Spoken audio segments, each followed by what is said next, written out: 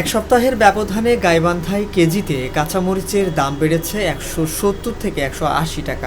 শনিবার প্রতি কেজি কাঁচামরিচ বিক্রি হচ্ছে 360 থেকে 380 টাকা। অতিবৃষ্টিতে মরিচের ব্যাপক ক্ষতি হওয়ায় দাম বেশি বলে জানিয়েছেন ব্যবসায়ীরা। বৃষ্টির কারণে হচ্ছে না, আনতে লেট হচ্ছে অথবা ভিজিয়ে পরিবেশ হয়ে যাচ্ছে, কারণে দাম বেশি, আমদানি কম হওয়ার কারণে। শহরের পুরাতন পাইকারি বাজারে প্রতিদিন 7 থেকে 8 টন কাঁচা মরিচ বিক্রির জন্য আসে। এবার মরিচ উৎপাদন কমে যাওয়ায় বিরূপ প্রভাব পড়েছে। প্রতিদিন মরিচ পাওয়া যাচ্ছে মাত্র 1.5 টন। বাজারে মরিচের আমদানি কম, যদি আমদানি থাকতো তাহলে কম হতো, এখন আমদানি নাই, এই কারণেই বেশি।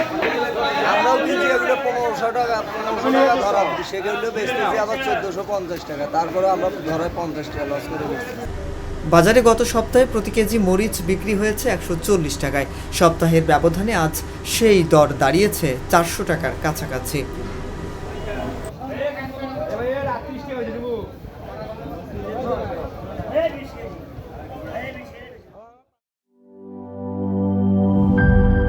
শিয়া বাটার ও ভিটামিন ই সমৃদ্ধ lily glam beauty soap. Lily, always beautiful.